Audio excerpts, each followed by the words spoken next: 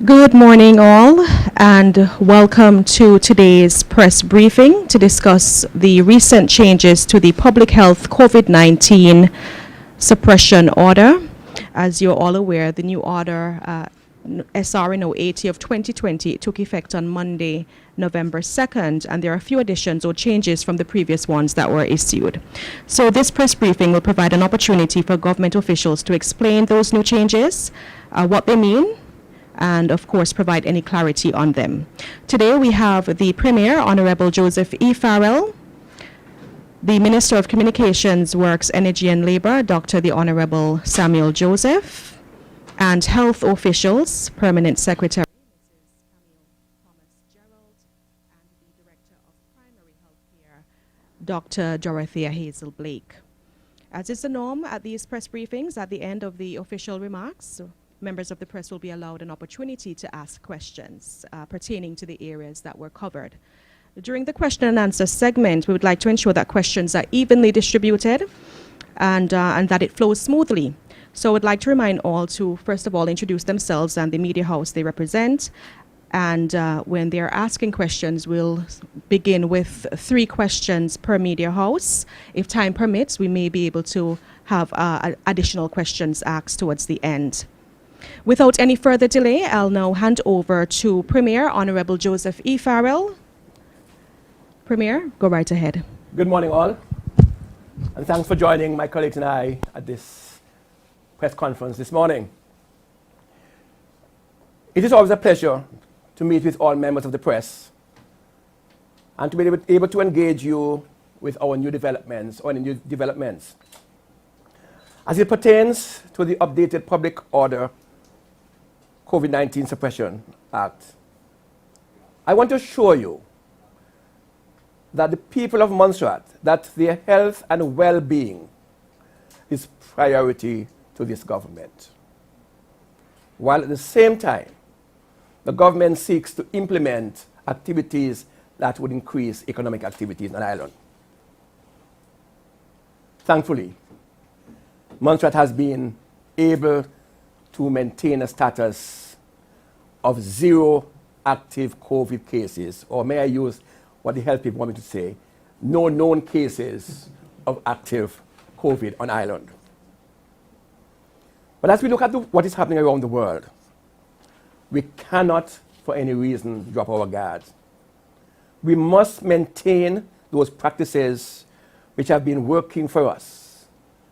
And for every action we take, must be carefully calculated so that we do not expose ourselves to that great level of risk. As we speak, the United Kingdom has entered into another phase of lockdown for 4 weeks. This is the stark reality of the ongoing COVID-19 pandemic. And we cannot and we do not want Montserrat to have to revert to these measures. We just cannot afford it. The new order makes provision for government-designated quarantine facilities, giving the Minister of Health the authority to designate additional properties as quarantine facilities as the need arises. Individuals, of course, have the option to stay in one of these facilities at their own expenses if they want to release early from quarantine. Or they will be able to stay in their homes or other buildings if they so desire, but they must spend 14 days in quarantine. So the option is clear. If you want an early release, you can stay in one of these facilities, government-designated facilities, for a maximum of 7 days, in which you will go through a process, and that will be outlined to you by the health team as you go along question time. You can stay in your own home, but you must spend 14 days in quarantine. I just want to stress that. So you have to spend your 14 days in quarantine if you stay in your own home. If someone travels to the island and wants to leave the island before the quarantine period, they will be permitted to leave the facility or home for the purpose of exiting the island. For this new order, we've added some new categories of persons who can come into Montserrat. And the main focus of the order, in terms of persons coming in, is to allow some economic activities through the real estate agencies. But let me go back to the persons who are allowed to come in, because these have changed slightly. A professional person who has been engaged by an entity in the public or private sector. Previously, the category only made provision for professional persons engaged by the government of Montserrat. Now we're adding the private sector. A person who intends to rent unoccupied premises within the real estate agency. And I want to stress that it is for persons who want to come in for 2 months and are going through the real estate agency to rent a property for 2 months and over. They must register, of course, online 3 days before entering the country. But the other category I want to stress is those persons who are villa owners in Montserrat and who usually come to Montserrat during the winter months to spend their 3, 4, 5, 6 months island. They too are open to come to Montserrat. So the real estate agency will be mobilizing these people to come into Montserrat so that they occupy these villas, whether they are owned or empty at this time and want to rent. This is what is happening. And so the order has made provision for those persons to come into Montserrat this year as usual. We have also made provision for the Court of Justice, the High Court. If court is going on, so we have made a provision for the attorney at law, the judge or other officer of the court who intends to come to Montserrat for the purpose of appearing in or presiding over court proceedings. And a person who has been granted a remote employment stamp, that is the remote program, and my colleague, Dr. Samuel, will speak to that when the question arises. The quarantine facility does not apply to the remote workers program because we expect them to stay at home. And one of the reasons why we're asking people to come for 2 months and over, you must spend your 14-day quarantine. So if you have to give yourself enough time to enjoy, you have your 14-day quarantine and then you have your other 6 or 8 or 10 weeks vacation in Montserrat as time goes by. We have also added some new phrase in the order. For instance, the Montserrat Cultural Center is designated as a place where the number can exceed 50. And this is done to facilitate some meeting places and so. So normally the number is still 50 in public gatherings, but for the cultural center, it is designated as a place where you can have meetings, larger gatherings, so the numbers are not restricted to 50. Similar for churches and funerals, where the numbers are not restricted. The cultural center is also now that kind of place where you can have those meetings without restriction to 50 persons. The order also makes provision for, in the previous order, provision was made for establishments to ensure that persons come in with masks. And the onus was on the establishment to ensure that. Now, the onus is also on the individuals to go into an establishment with a mask on, or else that in itself is an offense. So that is a new addition to the order. No longer is the emphasis only on the establishment owners, but rather it's also on us as individuals when we're entering establishment to make sure we have a mask on, or else we can be charged for not doing so.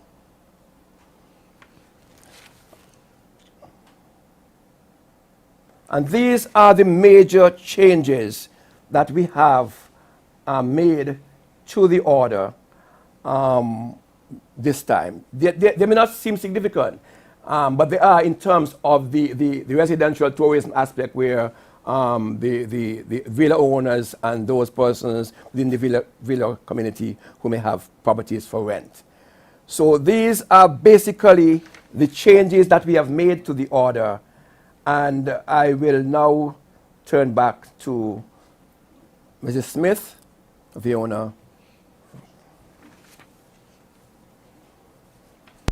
So with those remarks, thank you, Premier. We'll open to questions from the press. As I said, we have also Deputy Premier and Minister of Comms, Dr. the Honorable Samuel Joseph, and health officials, Director of Primary Health Care, Dr. Dorothea Hazel Blake, and PS Health Mrs. Camille Thomas Gerald, so you could direct your questions to any of the officials at the head table. Good morning, everyone. Narissa Golden, Discover Montserrat. Could we get some details on why have we expanded the order in this way and not given villa owners or anyone coming in the chance to get out of quarantine early if they take that test? What is a medical reason behind it? What's the decision? What's driving that decision? Okay, why is it only permitted that if I stay in the quarantine facility, I can take the test after 5 days, but if I choose to quarantine at home, I don't get that same option to take the test after 5 days? The access to early release at this point in time is really a logistical issue. In order to be released from quarantine, we have to have members of our team go to that quarantine facility, because if you're in quarantine, you should stay in quarantine. We shouldn't be even allow you to drive to some place supposedly to have a swab taken. And so initially, we've restricted that's why there is a restriction, for instance, on the numbers in the first place, because logistically, we just don't have the resources. We don't have the human resource to go to every single location on Montserrat if we had to, or to more than a certain number. And until the Glendon Hospital Laboratory gets to the next stage of testing. Right now we're doing the closed system testing and preparing for the next phase, which is the open platform, which can do many more tests at a given time. So until we get to that phase, which we hope will happen by the end of December, certainly by the beginning of January, then we have to limit the number of persons we provide with this particular service. And so we started with the ones who have come and will check into one of the government-approved facilities, but with the expectation that as time progresses, that number of locations will increase. Because to be honest with you, my dream is to be able to test every single person who enters Montserrat. That is what I would like to do. But right now it is not humanly possible. Okay. All right. Could we get some clarification on the cost of doing the testing? Why is it at that level? I mean, give us a breakdown of why is it $300 to take this test, and also, do we have to clarify for us again, if we are leaving the island, do we have to take the test? Do we have to take the test when we come back? So is that twice? Explain that process. Let's take the questions one at Okay. a time. So can you repeat the first? Okay. Explain the cost of why it costs us $300, and then explain whether we have to take the test twice on our way out of the island and when we come back. Okay, in terms of the cost, Cabinet would have made a decision quite recently to charge an administrative fee of $300. And I can recall, I think there was a question in the Legislative Assembly that spoke to a little bit about the breakdown. The test is not simply just a test. There are a number of activities that are related to that test. So, for example, like with any product that you're producing. So you would have to take into consideration staff time. The person goes to the clinic. Someone at the clinic has to take the swab. Then you also have to take into consideration the cost of the swab, the cost of all the other bits and pieces that you would need to produce, staff time in terms of processing. And I do recall just the other day on Talking Health, whenever we have to do the test, then the lab cannot be doing anything else at that time. So there are lots of activities that are surrounding, so it actually does cost. The administrative fee of $300 is only a fraction of what it actually will cost, or what it actually costs for an actual test. Okay, could you give us that full amount? I think the minister may have about in the region of about $700 at that time. And that was a conservative estimate. That was actually putting it a little mildly. and you asked a question about testing. Upon entry, as you know, countries whole wide over require a negative PCR test. So when you're leaving to travel to wherever it is that you're going, and Antigua is our first point of contact, we have to touch down in Antigua, you require a negative PCR test to enter Antigua. So that is automatically what you would have to do. Coming back into Montserrat, we also require a negative PCR test as well, because it's also an entry requirement for Montserrat. It may not be an entry requirement for another country beyond Antigua, but because you have to go to Antigua, it's an entry requirement for Antigua. And it has to be taken within 7 days of traveling to Antigua. It may be worth noting, though, that if you go to Antigua just for the day or 2 days, you will not need to get another test result to return once, because the 7 days will not have expired. Mm-hmm. So the test that you leave here with, you can come back, but then you go into quarantine. Mm-hmm. Just As to long add, as within the 7-day period. just to add a little more to that from the economic side, we understand that COVID is with us for quite some time. And we are going to have to be undertaking tests from time to time.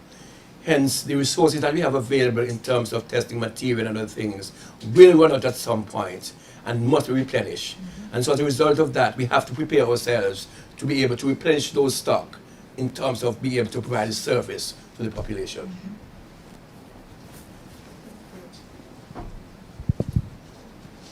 The Bennett Roach, the Montserrat reporter. I heard the word used, the logistics. I think it's our Dr. Blake who raised that subject. It's been a subject that I have been trying to address from day one about our logistics, because I think that's where somehow I think we go wrong, or that cause problems. I just do not understand why are we even charging for these tests. You're trying to tell me that they're expensive, they cost money and so on. In the UK, you don't pay for tests. There are conditions under which you might pay for tests, and elsewhere and so on. You don't pay for tests. So why are we charging that? How do we get those tests, the things that are required to carry out the test?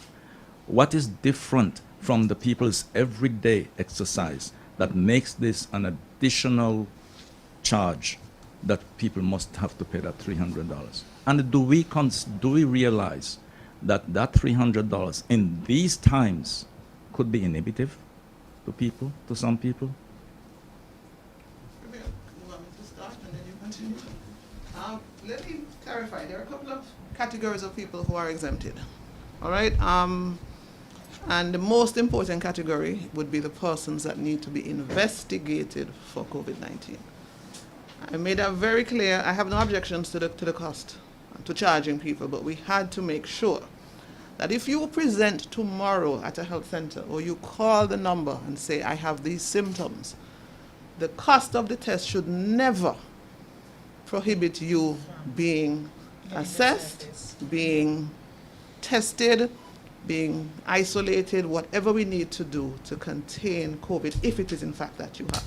So we've eliminated that problem, regardless to who you are, where you're from, as long as you contact a member of the team from the Ministry of Health, and based on your presentation, we need to investigate you for COVID-19, there is no charge.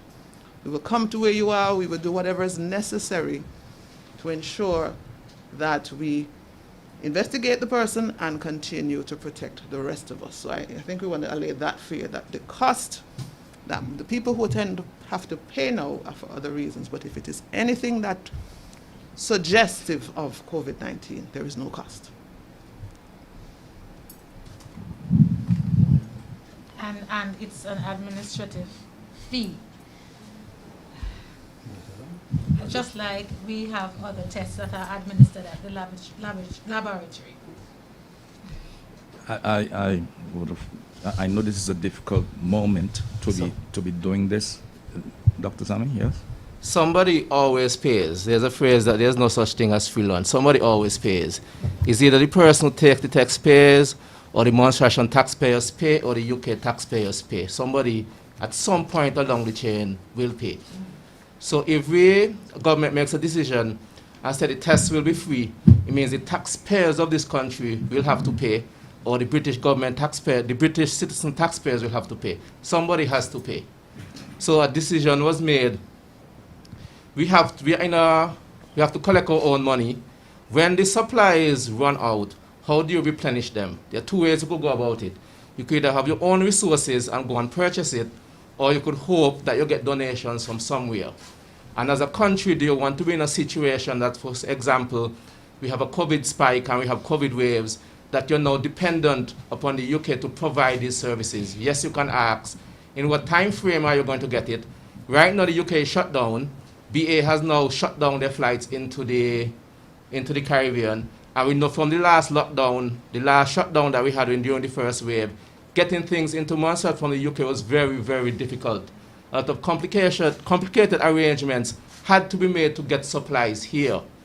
So do you want to be in a situation as Montserrat that you do not have the finances and do not have the ability to procure your own tests? To do that, you need money. So either we transfer the costs to the general public, or you transfer part of the costs because you're not being charged, the full cost is over $700, or you put on some of the cost to the person that's actually using the service. And a decision was made to put some of the costs on the person that's actually going to use the service.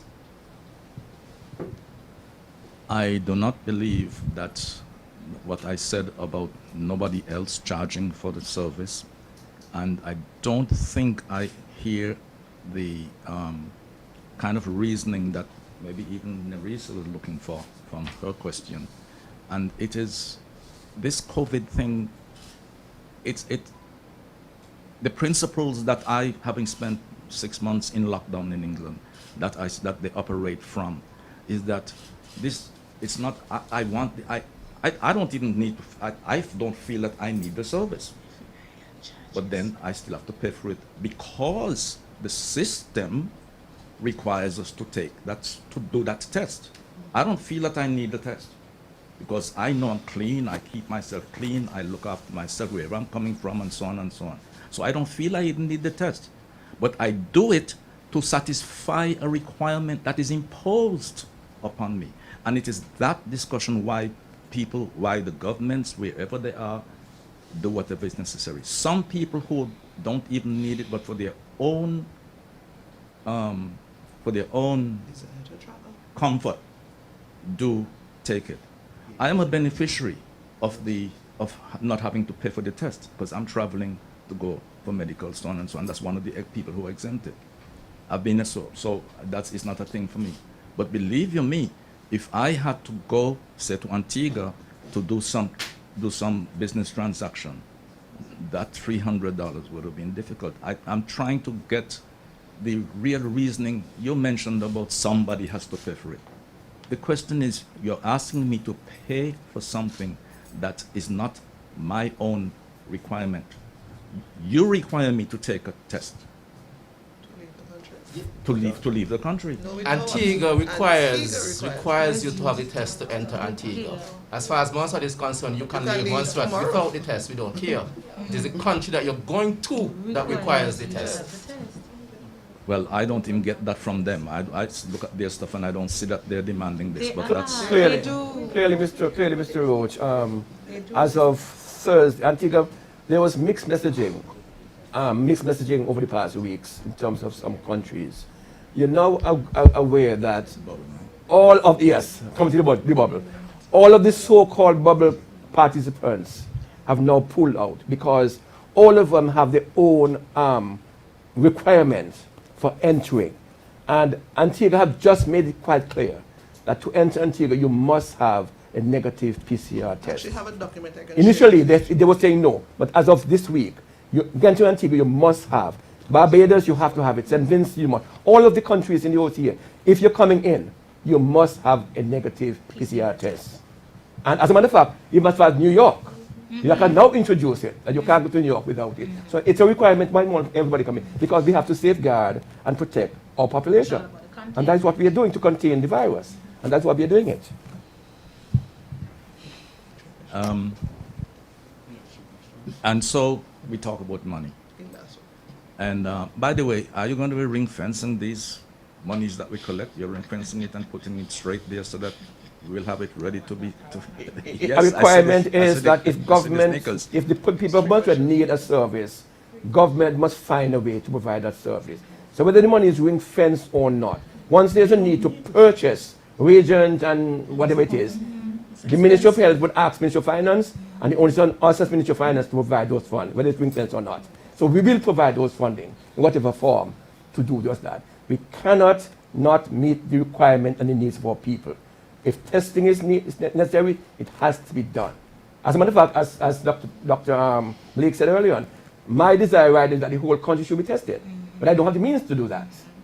Because that's the only way I can say we don't have any cases. But I can't do that. But we must follow the protocols that are in place, and we will follow those protocols.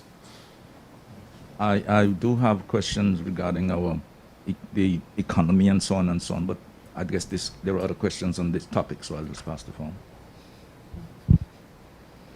Good day, everyone. Malika Mackenzie, Alugana Express News.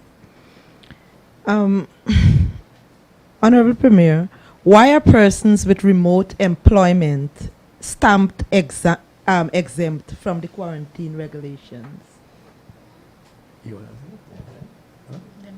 They're not exempted. Oh, they're not They're exempted. not exempted because we expect them to stay in a facility, in a home environment where they will spend their 14 days, of course. They will spend it. So we're not telling you have to, because it's mandatory. Once you come in for that period of time, you have to spend your period 14 days. How are we ensuring that persons or households who are under quarantine being monitored? Persons under quarantine are monitored in two ways. Where it's supposed to happen, when you arrive at the port, one of the port health officers is there, and you're given a brochure and you're told who your port health officer will be. That person is supposed to call you. After the interview is complete and a quick risk assessment is made, they're supposed to call you at least a couple of times a week just to make sure, and you're given the phone numbers of members of the team that should you feel sick or should you have questions, you should call. In addition, there is a team from the Royal Montserrat Police Service who have agreed that they will do spot checks on these locations from time to time. That's the monitoring process that we have right now.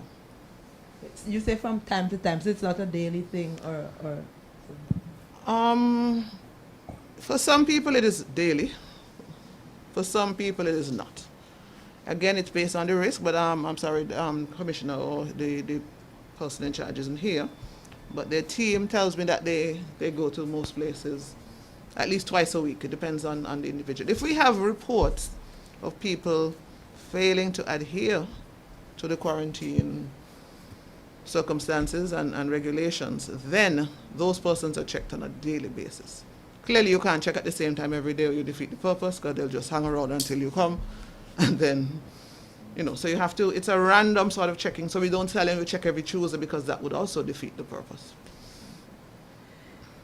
We put the limit of 50, and I heard the Honorable Premier talk about Culture Center holding more persons, and the S.R.O also spoke about churches holding the amount for persons in grouping. But the limit of 50 persons for grouping, how effective it will is it?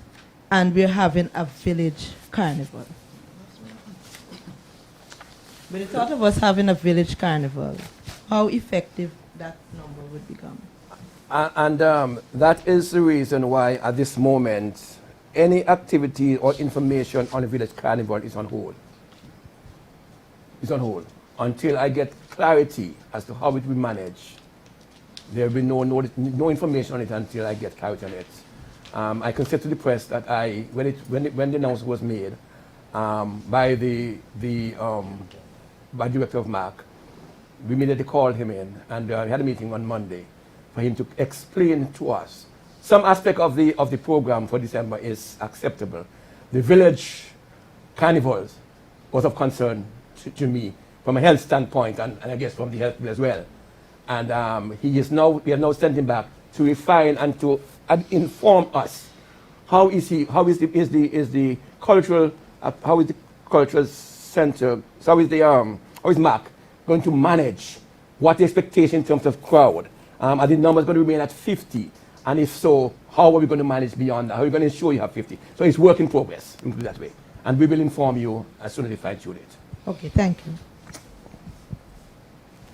James White, Radio Montserrat. And Dr. Hazel Blake, I just want to, for clarity, in terms of, I know you would have mentioned a little bit about logistical arrangements in terms of testing folks, because there are some people who are concerned about doing their tests. They live alone in their own homes, and they're looking at being tested at their own homes, and they have a concern about the 5 days in the government quarantine centers as per their own household. Just for clarity, just explain that a little bit more for us. Okay, if I understand the question, if you come to Montserrat and you're quarantined, even before this S.R.O, there was a mandatory 14-day quarantine. And we had no government facility. You went to your own home or to a friend's house, or somebody provided you with a space you could stay. So that continues. What is happening is that every now and again, and now more frequently, everybody wants to be released early. As I said, I wish we could, but I am not going to sanction any release without taking into consideration the risks that come with that. So whereas I'm happy to quarantine for 14 days because that would give enough time for 99% of us to, if we were infected, to have cleared the virus from our bodies. Well over 90% of persons will do that. So even if they came in and they actually were asymptomatic for COVID-19 but had the virus, in those 14 days, 99 point, I forgot what percent of us will have cleared that virus. Every now and again there's an abnormality and somebody will have a virus load beyond that. So hence the insistence on the 14 days. If we're going to release you before that, then you have to be tested by PCR. If it's negative, then we can say, okay, fine, you're released from quarantine. Now, in order to do that, we have to have all those things we described. The facility, you have to have the staff to collect, you have to have the testing arrangements. And right now, we just don't have enough of that to keep up with the demand. So, in the first instance, we're offering that early release to persons who stay in one of these facilities. Secondly, and I might get into trouble for saying this, occasionally we will consider others, but it's on a case-by-case basis. I can give an example. Somebody came, they had a sudden death in their family, person is bereaved, came down to attend the funeral. I mean, I couldn't deny them early release and sleep at night. So I said to them, okay, but you still have to stay for the 5 days. We went to that individual's home, took the sample, tested her, tested negative so that the individual could come out, bury her relative, and get back to where she needed to go. So, but as far as the policy and the protocol right now, it is restricted to those places where we will offer that release early.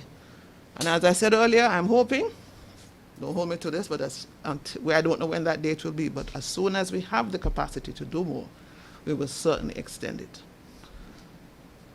Thank you very much, Dr. Hazel Blake, for that expanded clarification. Very happy with the last part. Okay, now to the PS. I'm seeking clarification as well. What constitutes administrative fees? How is this defined? Additionally, I'm looking at the fact that the UK government said that they would provide the necessary assistance for items for COVID tests and so on. Through Baroness Liz Sugg, she said that no overseas territory would be left on their own, basically, in terms of COVID support. I know Anguilla and the British Virgin Islands have received the support. I'm just looking at being proactive. They would have asked for what they think they would need over a given period. Why are we not in a similar position? It's interesting you spoke to Angola and to the BVI. In fact, the Angola charges 100 US and the BVI charges 125 US as administrative fee for COVID testing. And yes, the Baroness would have indicated that they would have sent to overseas territories PPE supplies and equipment. But as stated earlier, everything comes at a cost. And even though that's their initial submission to Montserrat, it means that we have to be in a position to be able to provide for that for ourselves in the future. So therefore, we have to be in a position to purchase the relevant PPE, because it's not just about the test. It's about the cartridge, it's about the machine, it's about the reagents, it's about the fact that we had to fly in a technician from Puerto Rico, charter a whole plane.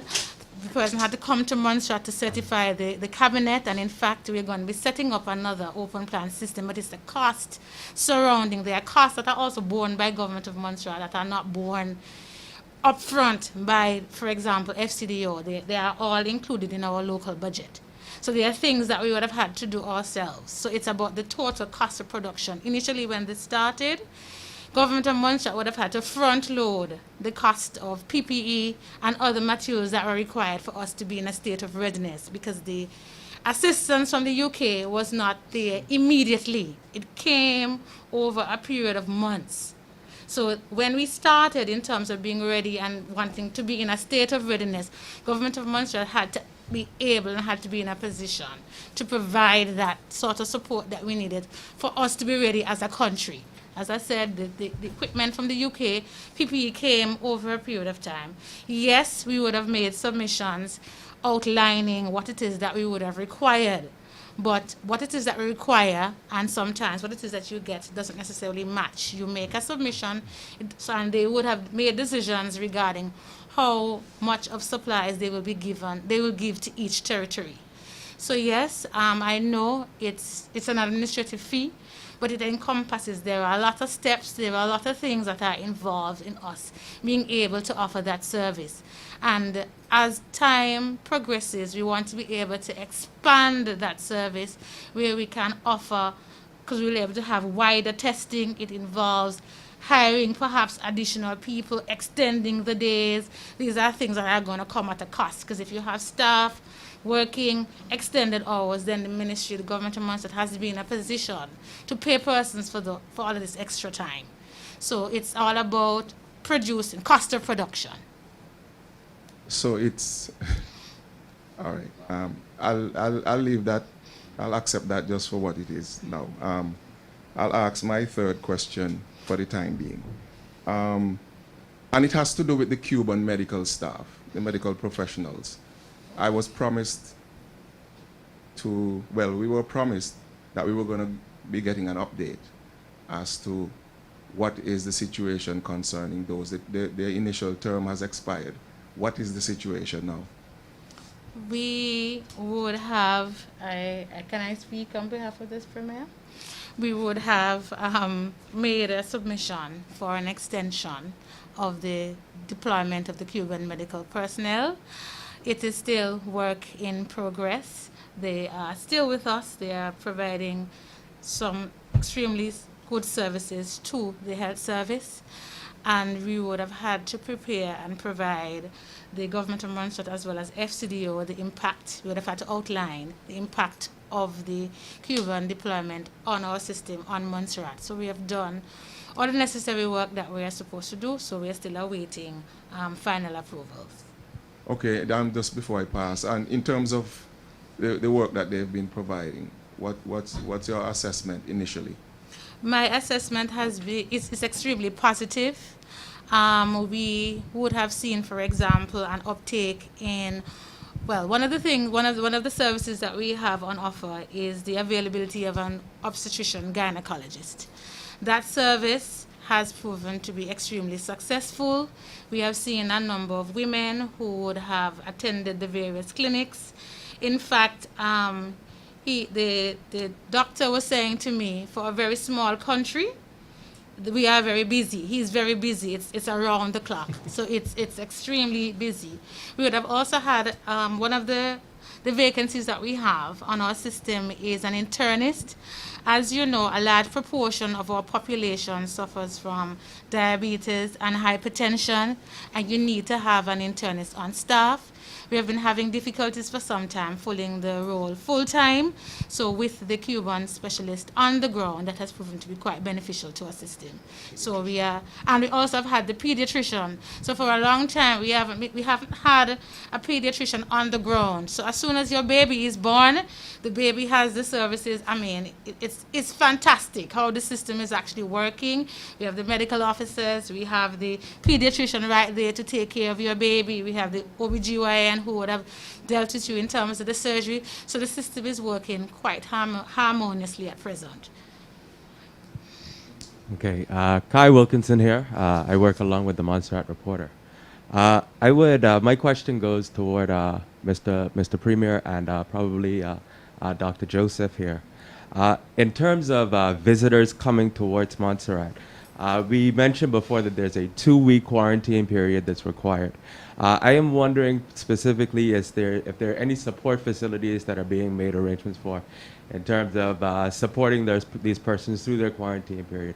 Shopping, food supplies coming in, making sure they have their day-to-day needs, thereby limiting the amount of or their need to actually leave their homes.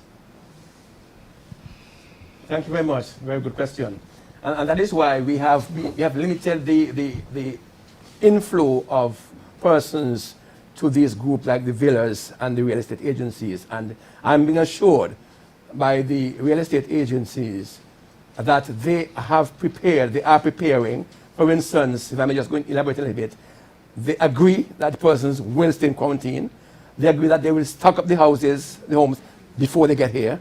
They agree that the cars that they would rent would be driven by the occupant themselves to their home. So there will be no interaction. And if there is need for additional supplies while they're in quarantine, the agents will drop the food at the house and they pick up. So yes, it is well organized in terms of and that is why we are saying we need to focus on this grouping where we have some level of control in terms of the association of those occupants with the general public. That's taken care of. And just finally, I'm wondering, are there any specific groups that the government of Montserrat, I know tourism is your particular field, sir. I'm wondering, are there any specific groups you're looking towards? For instance, I thought about educational groups perhaps come down to Montserrat for a study. So are there any particular groups that you guys are targeting with your marketing campaign to bring them into Montserrat? You mean not the real estate people, just any grouping? Yes. Well, I guess the remote work, Dr. Sammy wants to talk, that might be an area that we are pushing. The only other group that we're looking at currently to start actually marketing to is the remote workers. So that's the program we're working on. And in terms of your first question, remember that before you travel to Montserrat to fill out a health form, and that is for the team to check to ensure that if you come in, some of the requirements for your safety and the places that you're staying is already in place. So it should not be in a situation that you have entered Montserrat and you have no way of getting these things. Checks are done before you're allowed to enter Montserrat. Bennett again. Back to the whole question of the costing and stuff like that. What does a kit cost? A testing kit cost? The testing kit cost is. I think it's important for us to say at the onset, Montserrat as a country cannot even purchase a testing kit. That doesn't answer my question. Because of the unavailability of it to small states, it has to be purchased by someone else. Okay, so brings me to the situation. How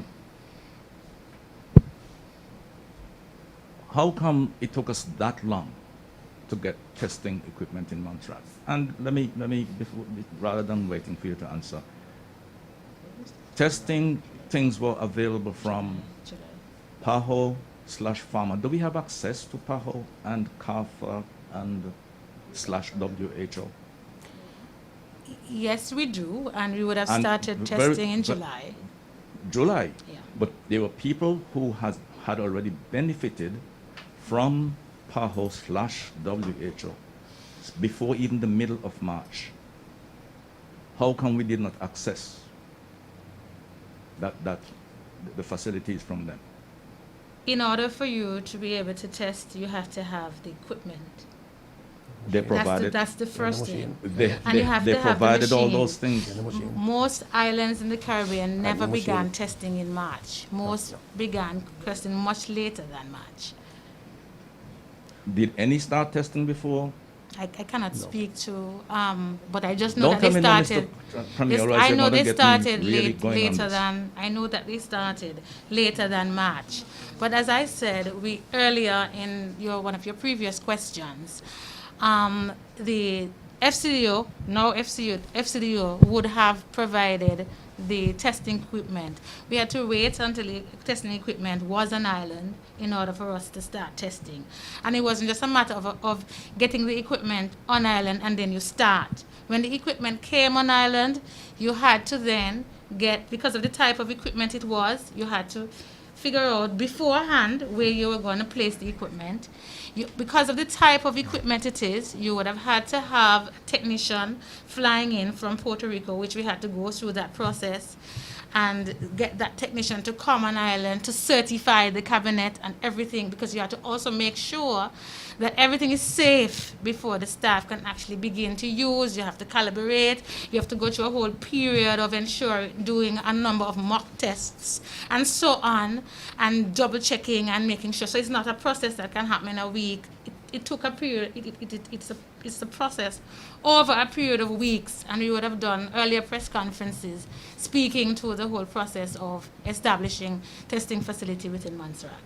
And that's the closed system. So let me cut through all the questions. Is it not a fact that Montserrat did not take the COVID story, the COVID situation, serious enough at the beginning to access these things that were available through CARPHA / PAHO, WHO? And the answer to that question is no, Montserrat did take it seriously. From day one. Let me just expand, because I'm not sure where the question is leading. No, I'm done now. As a matter of fact, there's no one can accuse this administration of that acting aggressively to mentally control coronavirus. No one. However, and I just want to back up what Mrs. Gerald was saying. When we got the offer from the UK for supplies, we recognized that the world was in demand, and the US had a lockdown on supply. We had to get supplies through the black market, for want of a better word. There was no avenue that we could have purchased directly because of the demand and the US action in terms of holding on to those supplies. That's number one. In April thereabout, in my weekly briefings, I made reference to the offer from the UK, and we made projections that they would be here at a certain time, and then they were delayed. And the PS spoke about the rigmarole that we had to have. We had to bring down an army plane from the UK to St. Martin and get a charter from St. Martin. So we were on it from day one. Clearly, testing could not have been done, as explained by the health professionals. Testing could not have been done until you go through all the testing machines, set the machines, have them certified, and that sort of thing. And then even when you start testing, you had to do some verification to make sure that your machine was working properly. So the process was not as easy as it was, as it may sound to some of us. And I'm happy where we are, how we have reached this stage, and thank God we are in a position to test. And we also have to remember that during that time, the impression might be given that there was no testing taking place. Montserrat still had access to the CARPHA labs. Yes, so we were Things always were still testing. going out. Testing was taking place. It just was not taking place on Montserrat.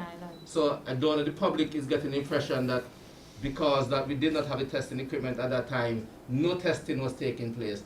Testing was still taking place at that time. And just to support that question, just to support the whole issue of testing, we had to charter flights continuously to Antigua, and they were taken via the RSS aircraft. All of that came at a cost because, in fact, we were sending a little box on a whole plane. Exactly. I could remember $3,213 each time Fly Montserrat took off. And so it cost us to get there, and we have to have a party in Antigua who picked it up. And the party they had to transfer it to the RSS aircraft. So from it has been a whole process of ensuring that our citizens were protected at all times. It's all about the containment of the COVID-19 virus. Right. Thank you. As I said in the opening, we'll have 3 questions per media house first, and if time permits, we'll allow for additional questions. So we do have a bit more time because we started after 12, around 12:15. So we have 2 questions each now. Any burning questions, with the exception of Mr. Roach, because you just did your 3 additional questions. Yes, you absolutely just did 3. You did 3 questions, and I'm saying it's 2 questions now for each media house before. Mr. Roach, you just had 3 additional questions, so let us continue and be respectful to each other. Thank you. You're not being respectful to me to say that I had 3 questions.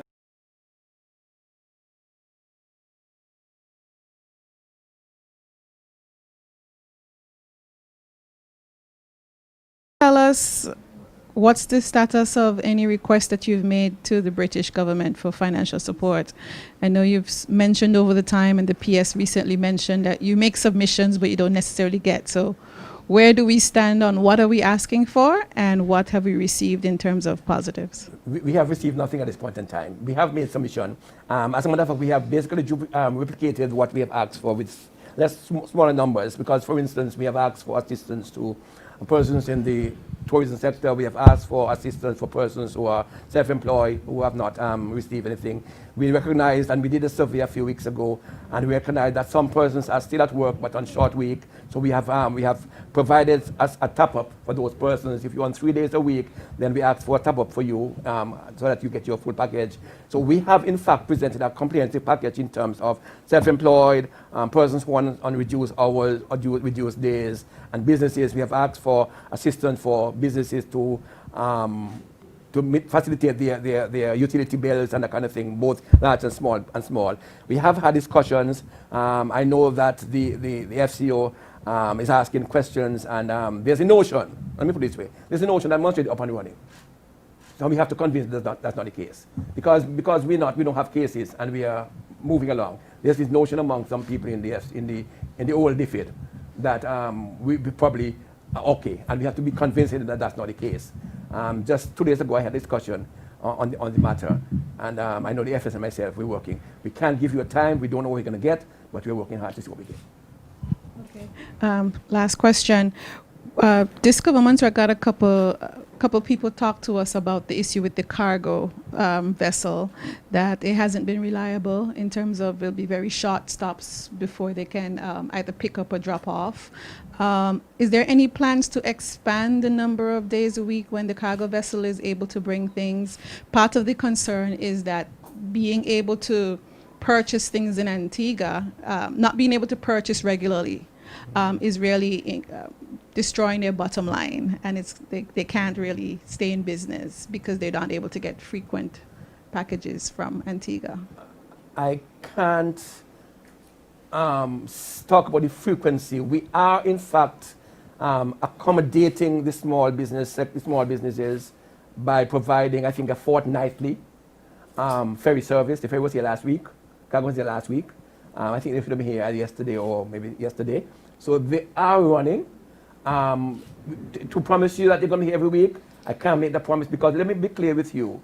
In spite of all the rhetoric that's going on, for instance, the shipment that came in 2 weeks before, the cost is about $9,000. The amount we collected from that cargo in terms of actual cash is $980. It means that government, in spite of the rhetoric, that government is still heavily subsidizing the cargo shipment. And people would have us believe otherwise, but that is the reality of the situation.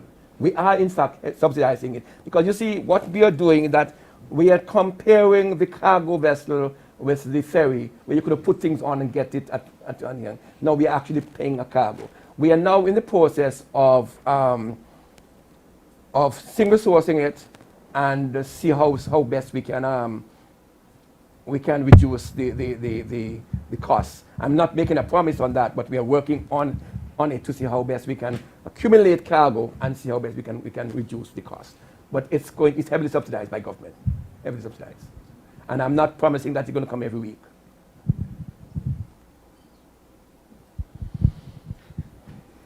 Honorable Minister of Communication and Works. Fiber optic. We had the launch. Everybody was excited. Government is having all this stuff working, high speed. We have students on island who are studying abroad, but they had to return home due to COVID. The frustration is internet access. It's slow, it's dropping. They are so frustrated.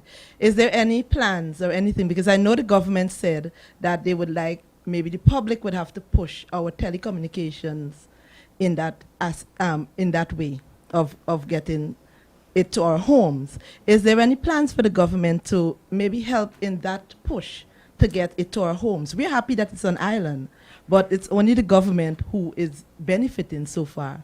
How can we, the public, benefit from that? Firstly, and I just a question to me and I'll answer it, but the actual project is under the office of the Premier, not a project under the Minister of Communication and Works. When we came into office, the contract for the project was already signed. The terms and conditions of how it operates was already signed. And the contract was basically for Southern Fiber to bring the cable to Montserrat, land it into braids, and government will get access to it. That was the end of the terms of the contract.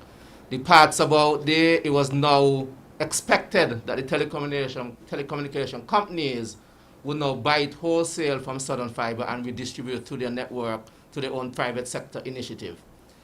Now that we realize that it's not going as fast as it should be going or how people expect it to go, you're right.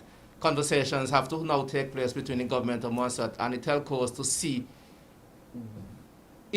what kind of assistance, what kind of push do they need to ensure that the actual public gets it.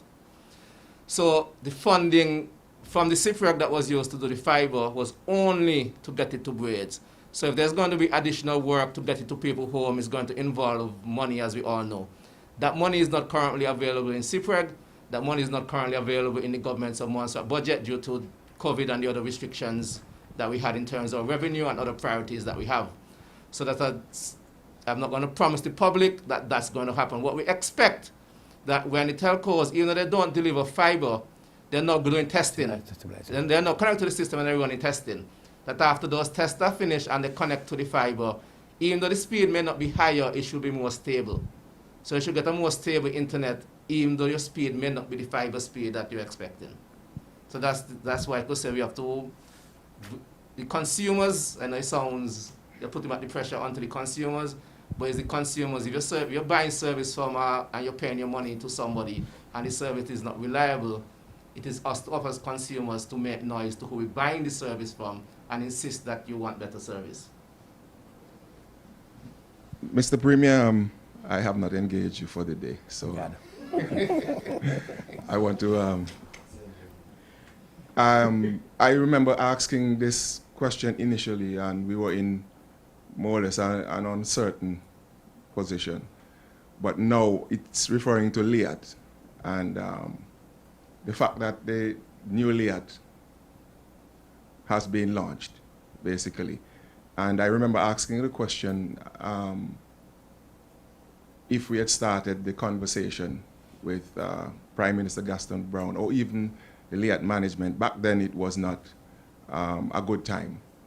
Now we have expression of interest for Twin Otter services. Has the conversation been considered or even started concerning, LIAT and how we can piggyback on LIAT using Twin Otter services to the smaller islands as is part of their plan? I think I did say that I had a discussion with Prime Minister Brown some time ago, in terms of Liat, and you would recognize that I have been part and parcel of some discussions between the shareholders of Liat over the past months, and now that and Prime Minister Gaston Brown made some overtures, which I said to him, I will accommodate, but it has to be a three-way, because in my case it has to be Antigua, Montserrat, the UK. That's how it has to operate at this present. And I did reference that to him, that it has to be a three-way. So send me a proposal, suggestion.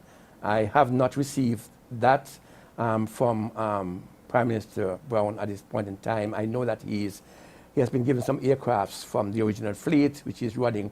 And last week in a meeting, we discussed that he was introducing flights from the 1st of November, and those flights will be limited. We're still waiting on a schedule. We're still advancing our thrust in terms of the access strategy, and we have had expression of interest in terms of the Twin Otter service. If Liat can in fact provide a Twin Otter service, that will be fine for us, because we will then get in discussion with him. At this point in time, I'm not sure, that offer has not been made in terms of a Twin Otter. So until that is made available, once that becomes available, discussion will begin and expand. But at this time, there's no further discussion on that. Okay, thank you very much, Mr. Premier. And finally, to Dr. Hazel Blake. And I'm just looking futuristically. I know that the Premier would have mentioned that the whole carnival issue is on hold for the time being. In terms of sorry, just for correction, the village carnival. Yeah, well, that is what I'm talking about.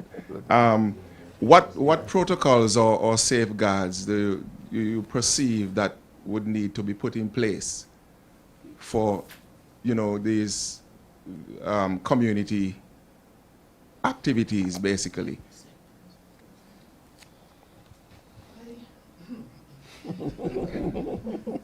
Sorry. I have to see what they are proposing. To be very honest with you, I'm not clear as to how this village carnivals will work. So like the Premier, when I see specifically what is being proposed, then it's not just me. We have a little team. It's not a big team, but it's a hard-working team. We will sit and we will make our recommendations, providing guidelines, and hopefully they will be adhered to. Okay.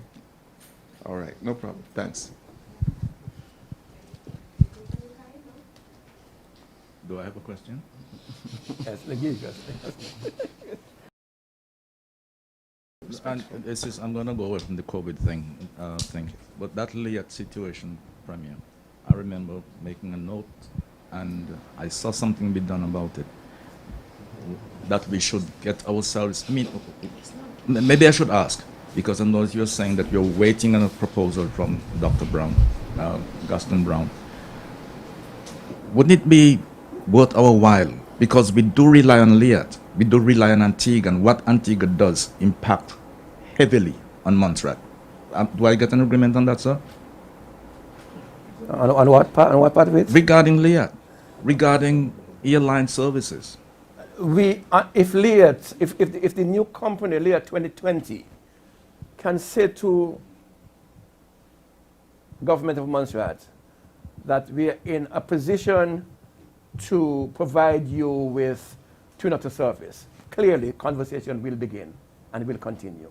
That has not been the case at this point in time. Liat is still operating, I think, the Twin Otter. They are Dash 8s, which cannot land in Montserrat.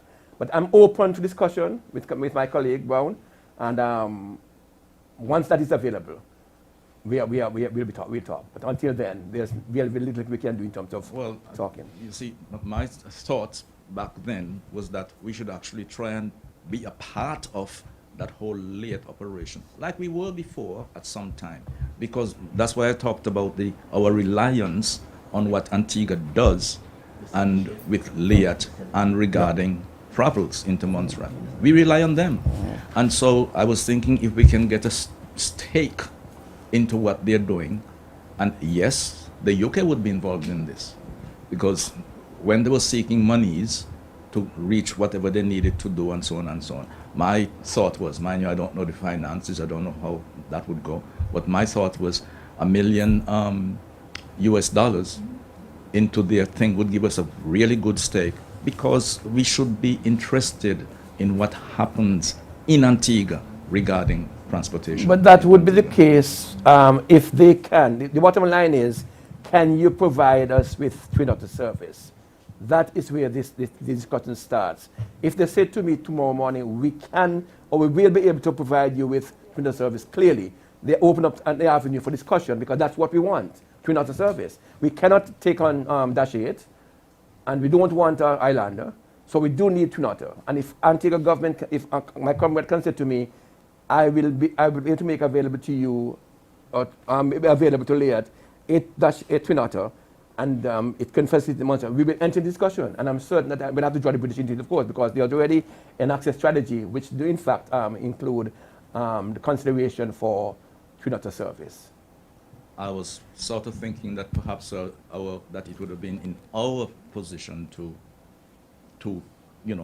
take the challenge forward in our own interest, but okay. then I don't think we're seeing the same thing on this. Fine, yeah. So, and to go back to my thing before, sir, all of you, what you all talked about regarding this thing into thing, I will be publishing facts, not just think as to my reasons for my question regarding how we've handled this whole COVID incident. For press. All right, thank you. Final comments now from members of the head table, just your final thoughts as we wrap up today. And again, thank you to the press for attending. Well, my final comment is that on behalf of the technicians in the Ministry of Health and Social Services, those of us who are charged with providing technical advice, those of us who started working in December 2019 when we became aware that there was a novel virus coming out of Wuhan, China, I just want to remind both the press and those who are listening that the decisions and the advice that we give may not always be the most popular, but I promise you that it will be technically sound, and if we work together, we will get out of this. As there was a popular song that I love says, we got this. And to support my director, the Ministry of Health remains resolute in its mission. One of its primary responsibilities is the public health of all of the citizens of Montserrat. So we remain very committed to this, and we will do all within our power to ensure that we are protected and that we continue to have no active known cases of COVID-19 on Montserrat. We are trying our best. We have seen a situation that some countries have tried to open up early. Some countries have tried strategies like the bubble and various things, and we've seen the consequence of that. We have seen a second wave going to Europe. We have seen England now going to a second lockdown. We have seen the US and now in the second phase having more cases than in the first one. We have seen cases in St. Lucia and all these other countries rising.